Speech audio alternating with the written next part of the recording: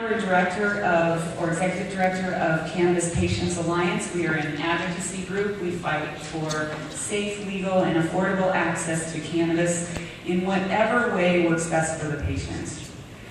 I also have a lab. I have a testing lab. We are called the Good Lab. We are an independent, private lab, and we can test for anybody, patients, caregivers, doctors, home cultivators, researchers, directors.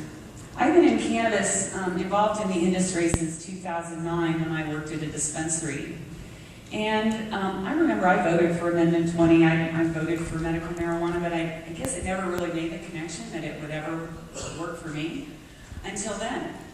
And I started using cannabis medicinally for my fibromyalgia, and it really changed my life. I was in a car accident back in 1987, and where I was stopped at a stoplight, saw a car coming up pretty quickly behind me. I had a whole bunch of cars up ahead of me, and I did the one thing that I tell everybody, do not do what I did, which is I braced for that accident. The guy hit me so hard that he pushed my car into the car in front of me, so I got sandwiched, essentially hit from the back and then hit in the front. I didn't lose consciousness, I had no broken bones, I didn't hit the steering wheel or anything, but I suffered significant soft tissue damage all the way from my feet up through the top of my head because I was so braced with my feet on the clutch and brake, my hands on the steering wheel waiting to be hit. I was lucky because a couple of days after my accident, I went in to visit my good friend who happened to be the head of the Colorado Biofeedback Society. And I went in to visit her and she said, gee, what happened to you? And I was already like walking with my shoulder up and hobbling around because I wrapped around the shoulder harness and I damaged my left shoulder. And I had piriformis syndrome in my hips. And I was a mess within 3 days. So she marched me down the hall to see her husband, Dr. Wilson, who happened to be doing some early studies on fibromyalgia. So I got to work for my first 5 years with a group of alternative practitioners at the Colorado Center for Biobehavioral Health. And I was doing things like Pilates before anybody ever knew what Pilates was. I was doing acupuncture and chiropractic and nutritional therapy and homeopathy and sound therapy and neuromuscular therapy and craniosacral therapy, and you name it, I have probably tried it. I've been Rolfed. I've been through all kinds of things, and one thing I did figure out pretty quickly is that the traditional medicine didn't really have much to offer me. I tried the opiates, I tried the NSAIDs. A lot of the NSAIDs I took were still a prescription that are now over the counter. I tried a lot of it. I can even remember when surgery was considered, brain surgery was considered a possible cure for fibromyalgia. That's pretty scary. And then I found cannabis, and it was amazing. I started experimenting and found out that not only could cannabis help my pain, but fibromyalgia isn't just pain. It's chronic fatigue. It's insomnia. It's anxiety. It's depression. It's all these other things. And if I was taking all the pharmaceuticals that I had been prescribed for all of those different things, I would be on a cocktail of drugs. Worried about drug interactions, worried about side effects. But what's really amazing is by changing how I consume, the methods that I use, and the strains that I use, I'm able to control all of those symptoms, all of them. And I don't have to worry about drug interactions because it's pretty much the same drug. You know, I do an edible at night before I go to bed, an indica edible, so that I can sleep.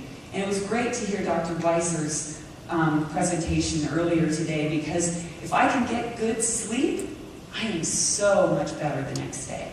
And when I talk to other fibro patients who come to me and say, I just got diagnosed, or I've been fighting with this, and what do? That's where I tell them to start. Start with your sleep, because if you can sleep well at night, then you're going to be so much better the next day. So I do a lot of THC, and I will tell you, never, ever discount the therapeutic value of THC. When you are in chronic pain, you know, a little bit of euphoria can be a really, really good thing. Also, what I find is that when I do cannabis, I can do a lot of it because it rushes in to treat what I need first. It takes care of my pain, or it takes care of my anxiety, or it takes care of my chronic fatigue, or whatever it is that I'm dealing with first. And maybe, if there's a few extra cannabinoids left over, I might get a little buzz. Maybe. So for me, I need THC. CBD alone doesn't work for me. CBD with THC during the day works. Heavier THC at night works for my sleep. I do my indica edible at night. I rely on that. And then during the day, I titrate depending on my pain and anxiety and the symptoms. Because that's really important for patients that are dealing with symptomatic chronic disease and chronic illness, is being able to self-titrate. It would be great if I could take a pill every day and have it work, but my condition isn't the same every day. I am very susceptible to changes in weather, to changes in diet, to changes in stress, to changes in humidity, to changes in barometric pressure, you name it. If I get sick, if I bump my elbow, my whole body thinks it needs to get along in the party. It thinks, oh yeah, let's join in. And so when I hit my elbow, I feel it everywhere. Cannabis can help me with that. It doesn't take away all the pain, just like Dr. Weiser said earlier, but it helps me to push it aside so that I can get on with my day, I can be productive, and I can be up here talking to you. So I am proud to say that I have broken federal law every day since 2009, because that's what I do, that's who I am, and that's what allows me to do the work that I do. I advocate for patients, I coach patients, I work with the legislature, I work with different agencies, and I couldn't do any of this if it wasn't for cannabis. None of it. So please, I ask you as physicians, as clinicians, as researchers, listen to your patients. Don't be afraid of THC, because there are a whole lot of people out there that really need this. And you know, when you're suffering from chronic illness, chronic pain, you know, that little euphoria you get from THC, that little calming and quieting, that little bit better mood, damn, that's important. Damn, that makes a difference. It's not just about controlling the individual symptoms. It's about treating the whole patient. And with me, with cannabis, I can treat all of that.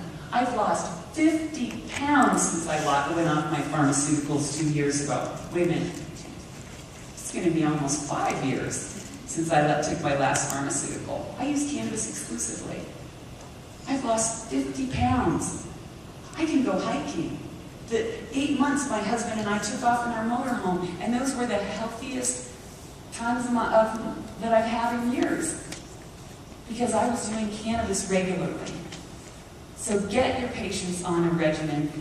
Let them work it out, titrate themselves, because what you need on one day may not be exactly what you need the next day. Work with your patients. Listen to them. Pain is so debilitating. It takes everything from you. And if you can use cannabis to get some of your life back, to be able to move, to be able to be out in the world, to enjoy your family, to be a useful member of society, maybe even get a full-time job and actually be working and making money, well, hallelujah.